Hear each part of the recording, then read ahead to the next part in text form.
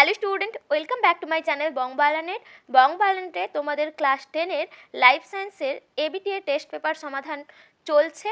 আগের দিনে তোমাদের প্রথম পেজ অর্থাৎ 38 পেজের যে সমাধানটা করে দিয়েছি। আজকে তোমাদের দ্বিতীয় পেজ যেটা 79 পেজ, ওই পেজের লাইফ সায়েন্সের যে কোশ্চেনগুলো রয়েছে 1 নম্বরের কোশ্চেন সমস্ত তোমাদের সাথে এমসিকিউ আর এসএকিউ যেগুলো শূন্যস্থান পূরণ রয়েছে সব আলোচনা করব। সেজন্য তোমাদেরকে বলবো স্কিপ না করে পুরো ভিডিওটা দেখো।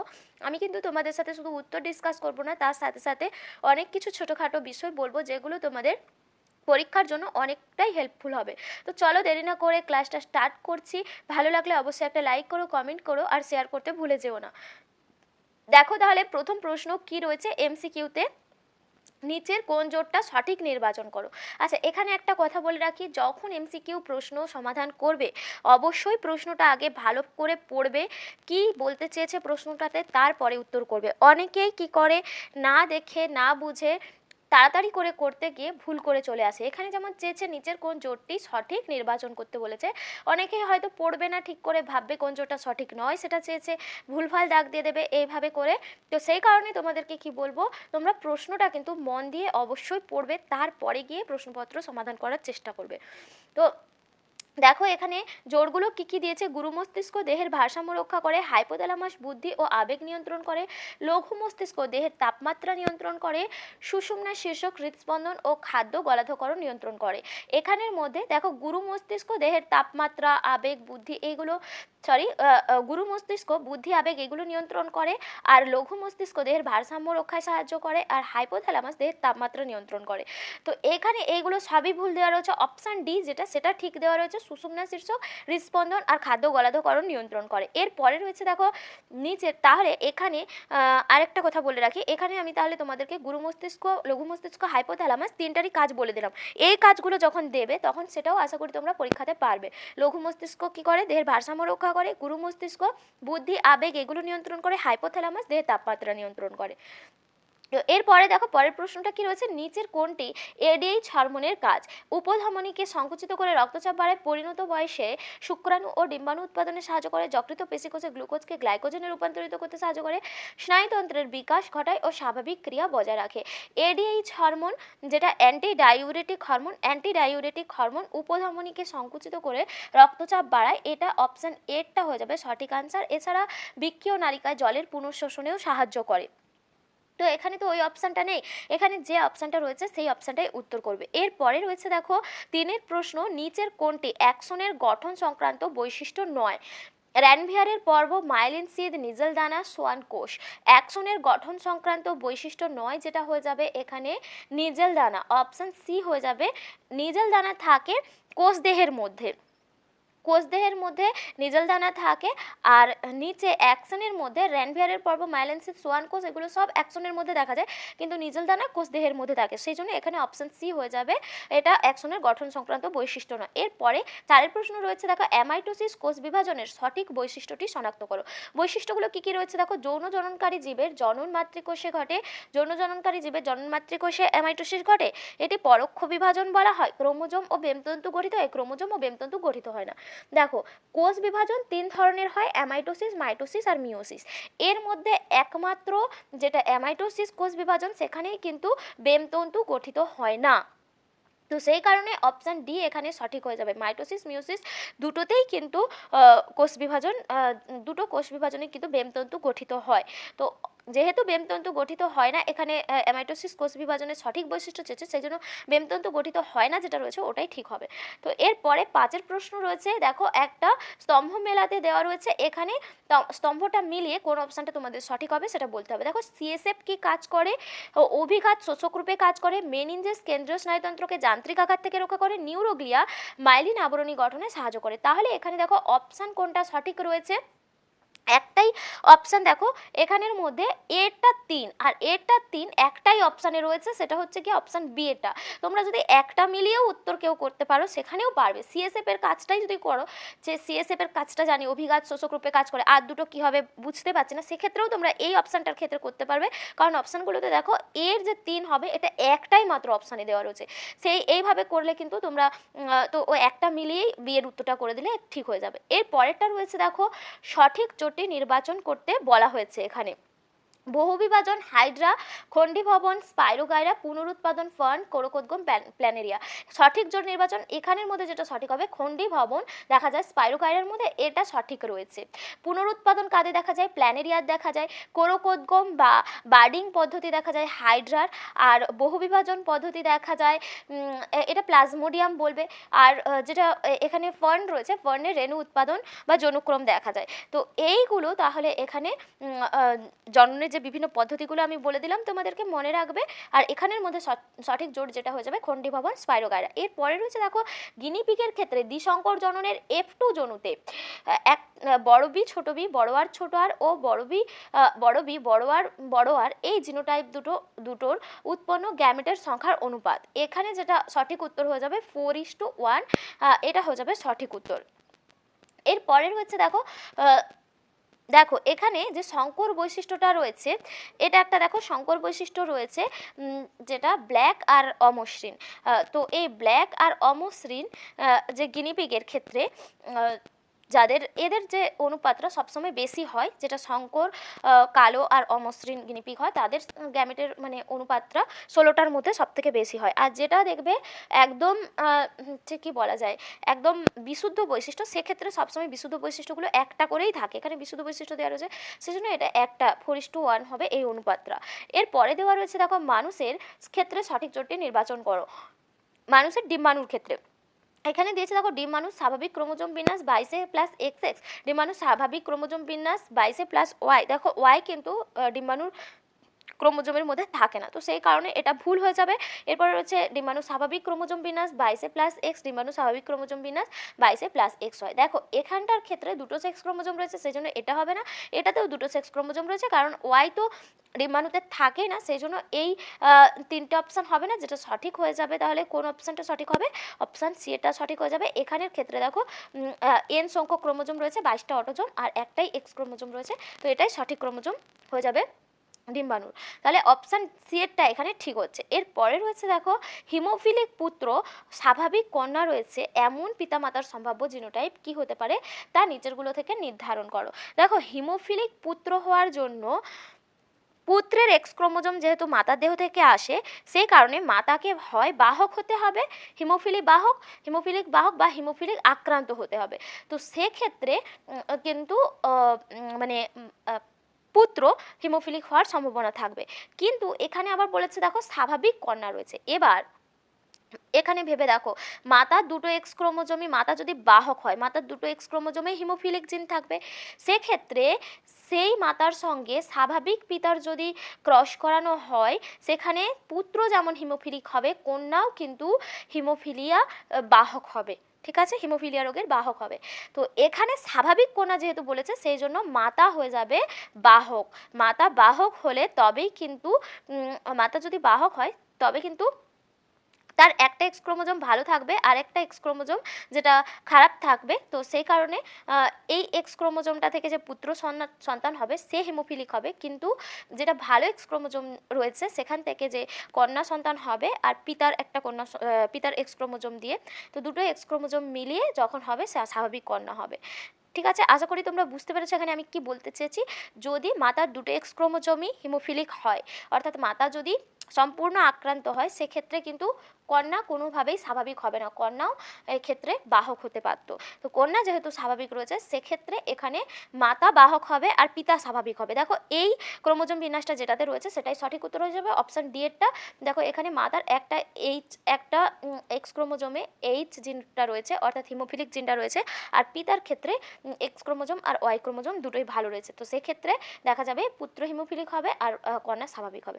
তো এরপরে রয়েছে দেখো আমাদের দেশে পার্থেনিয়াম একটি বহিরাগত প্রজাতি। এটি যেখানে জন্মায় সেখানে অনেক দেশীয় প্রজাতি উদ্ভিদ বাঁচতে পারে না। এটি ডারউইন তত্ত্বের একটি প্রতিপাদ্যকে প্রতিষ্ঠিত করে। প্রতিপাদ্যটি কি?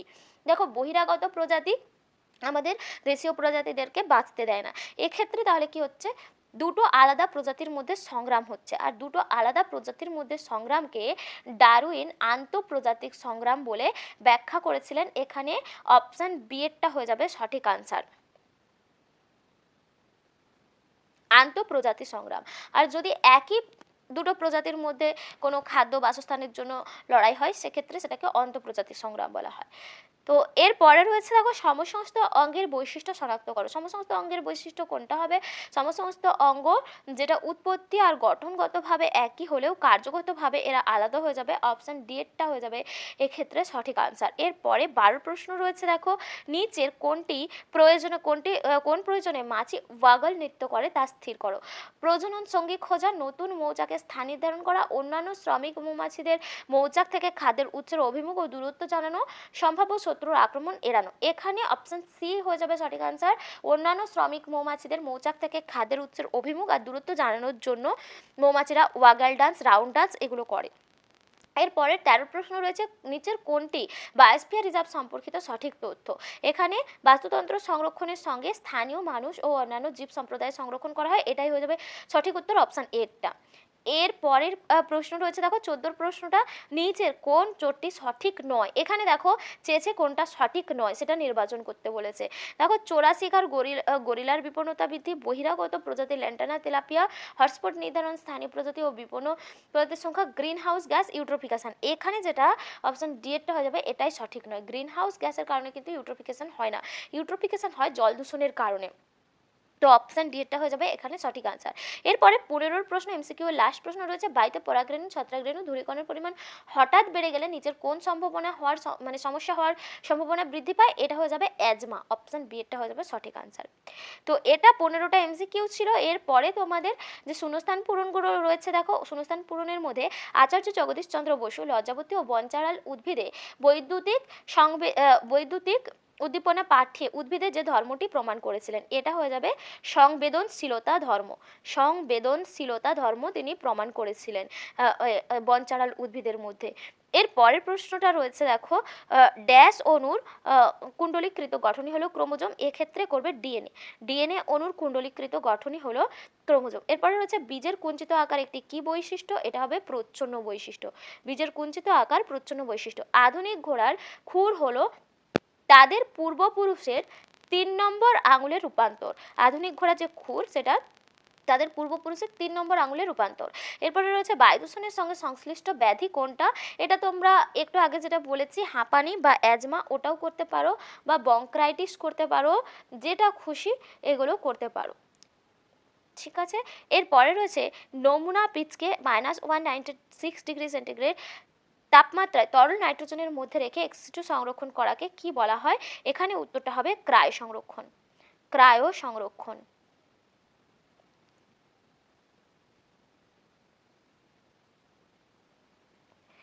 তো আশা করি তোমরা এই শূন্যস্থান পূরণগুলো বুঝতে পেরেছো। এরপরে চলো সত্য মিথ্যা রয়েছে। দেখো বলেছে বহুমূত্র রোগে আক্রান্ত ব্যক্তির অত্যাধিক পরিমাণ লঘুমূত্র নির্গত হয়, এটা কিন্তু সঠিক হয়ে যাবে। কারণ দেখো যাদের বহুমূত্র রোগ রয়েছে তাদেরকে বারবার মূত্র ত্যাগ করতে যেতে হয়, আর তাদের বৃক্কীয় নালিকায় জলের পুনঃশোষণ ঠিকঠাক মতো হয় না বলেই বারে বারে মূত্র ত্যাগ করতে যেতে হয়, আর মূত্রটা লঘুমূত্র নির্গত হয় অত্যধিক পরিমাণে, এই কারণে এটা সঠিক। এরপরে রয়েছে দেখো প্রতিটি নিউক্লিওসাইডে নাইট্রোজেনযুক্ত ক্ষারক ও ফসফরিক অ্যাসিড থাকে। তো এখানে এটা হয়ে যাবে ভুল। নিউক্লিওসাইডে থাকে সুগার থাকে আর তার সঙ্গে নাইট্রোজেন বেস থাকে, ফসফরিক অ্যাসিড থাকে না।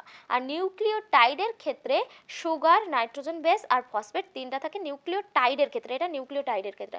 আর নিউক্লিওসাইডে ফসফরাসটা থাকে না, মানে ফসফরিক অ্যাসিড থাকে না, এখানে শুধু সুগার আর নাইট্রোজেনযুক্ত ক্ষারকটা থাকে। এরপরে রয়েছে দেখো সেই কারণে এটা ভুল হয়ে যাবে। এরপরে রয়েছে মানুষের ক্ষেত্রে মহিলারা সর্বদাই হোমোগ্যামেটিক হয়, সঠিক এটা। এরপরে রয়েছে বাষ্পমোচনের হার হ্রাস করার জন্য ক্যাকটাসের পাতা কাঁটায় রূপান্তরিত হয়, এটাও সত্য। নাইট্রাস অক্সাইড একটি গ্রিন হাউস গ্যাস, এটাও সত্য হয়ে যাবে। এরপরে রয়েছে অ্যাসিটাইল কোলিন ও অ্যাড্রিনালিন হলো একটি নিউরোট্রান্সমিটার, এটাও ঠিক রয়েছে। তাহলে এখানের মধ্যে একটাই ভুল, বাকি সবগুলো ঠিক রয়েছে। এরপরে কস্তম্ভ আর খস্তম্ভ মেলানো দেখো, কস্তম্ভ খস্তম্ভের মধ্যে প্রেস বায়োপিয়া, এই প্রেস বায়োপিয়া রোগটা নিকট দৃষ্টিপূর্ণ ত্রুটি, নিকট দৃষ্টি ত্রুটিপূর্ণ হয় প্রেস বায়োপিয়াতে। এরপরে রয়েছে কোষীয় বিভেদন দশা, বৃদ্ধির যে কোষীয় বিভেদন দশা যেখানে কলা অঙ্গতন্ত্র গঠিত হয়। কালো অমসৃণ রোমযুক্ত গিনিপিগের জিনোটাইপ, এটা বড় বি ছোট বি, বড় আর ছোট আর, এটা হয়ে যাবে। এরপরে রয়েছে ঘোড়ার বিবর্তন কি হয়ে যাবে? পায়ের আঙুলের সংখ্যা হ্রাস। জলাভূমি ভূগর্ভস্থ জলের পুনর্নবীকরণ ক্রোমোজোমকে বেমতন্তুর সঙ্গে যুক্ত করে, এটা হবে সেন্ট্রোমিয়ার। তো এটা ক স্তম্ভ খ স্তম্ভ মেলানো ছিল। এরপরে তোমাদের যে 6টা প্রশ্ন রয়েছে এর মধ্যে প্রথম যেটা রয়েছে দেখো, বিসদৃশ্য শব্দটি বেছে লেখো। অলফ্যাক্টরি স্নায়ু, ভেগাস স্নায়ু, অপটিক স্নায়ু, অডিটর স্নায়ু। এর মধ্যে যেটা বিসদৃশ্য সেটা ভেগাস স্নায়ু। ভেগাস স্নায়ু হলো এক প্রকার মিশ্র স্নায়ু, আর অলফ্যাক্টরি, অপটিক, অডিটর এগুলো সব কিন্তু অন্তর্বাহী স্নায়ু, ঠিক আছে। তো ভেগাস স্নায়ু মিশ্র স্নায়ু, সেজন্য এটা হয়ে যাবে ভুল।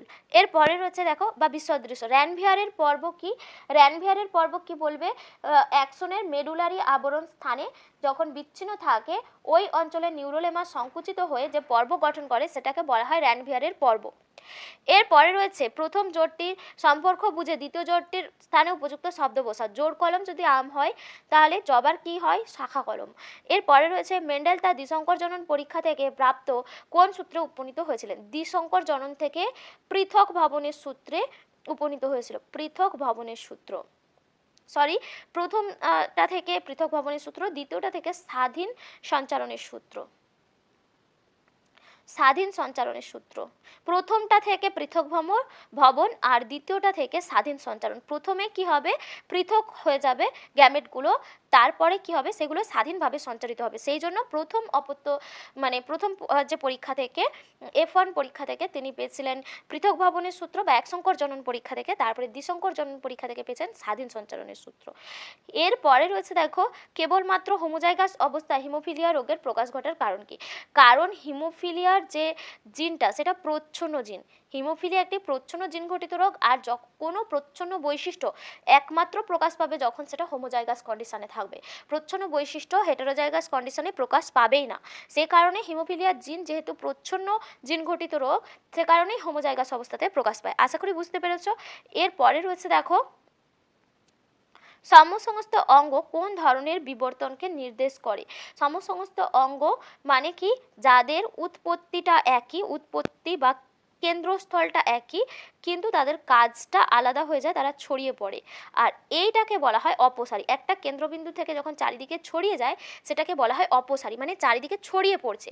তাদের উৎপত্তিটা একই, কেন্দ্রবিন্দুটা একই, কিন্তু কেন্দ্রবিন্দু থেকে তাদের কাজের ভিত্তিতে তারা আলাদা দিকে ছড়িয়ে পড়ছে। আর যখনই কোনো জিনিস ছড়িয়ে পড়ে সেটাকে অপসারী বলা হয়। তো সেই কারণে এখানে সমস্ত অঙ্গ কি হবে? অপসারী বিবর্তনকে নির্দেশ করে।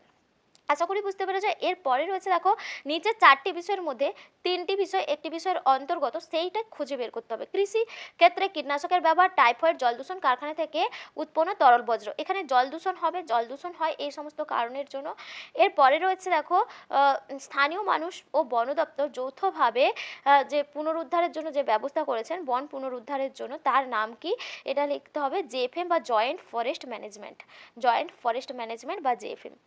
তো যেটা আমাদের যে পশ্চিম মেদিনীপুর জেলাতে শাল গাছের যে জঙ্গল সেটাকে পুনরুদ্ধারের জন্য প্রথম আরাবাড়ি জঙ্গলে এই JFM প্রকল্পটা চালু করা হয়েছিল। এটা মনে রাখবে। আশা করি তোমরা বুঝতে পেরেছো। এইগুলো ছিল তোমাদের সমস্ত 1 নম্বরের প্রশ্ন, যেগুলো তোমাদের সাথে আলোচনা করলাম। তোমরা পুরো সেটটার যে 2 নম্বরের প্রশ্ন, এরপরে রয়েছে 5 নম্বরের প্রশ্ন রয়েছে, এগুলো নিজেরা চেষ্টা করবে বাড়িতে কোয়েশ্চেনগুলো লিখে লিখে সলভ করার, প্র্যাকটিস করার। তো এতে কি হবে, তোমাদের পরীক্ষার আগে প্রস্তুতিটা ঠিকঠাকভাবে হয়ে যাবে। কারণ দেখো, তোমাদের এই প্রশ্নগুলোই যে পড়বে সেটা কিন্তু নয়, কিন্তু তোমরা এই যে টেস্ট পেপারগুলো সলভ করলেই বুঝতে পারবে কোন জায়গাগুলো থেকে বেশি কোশ্চেন আসছে, কোন জায়গাগুলোতে তোমাদের গুরুত্বটা বেশি দিতে হবে। সেই জায়গাগুলো থেকে যত ধরনের প্রশ্ন সেগুলো তোমরা খাতায় লিখে লিখে প্র্যাকটিস করো, তবে দেখবে তোমরা কিন্তু পরীক্ষাতে ইজিলি ভালো মার্কস করতে পারবে। তো আজকের ভিডিও এখানেই শেষ করছি। আবার দেখা হবে পরবর্তী ভিডিওতে নতুন একটা টপিক নিয়ে বা নতুন একটা পেজ নিয়ে। ততক্ষণ সবাই সাথে থেকো, সুস্থ থেকো, ভালো থেকো। আজকে টাটা।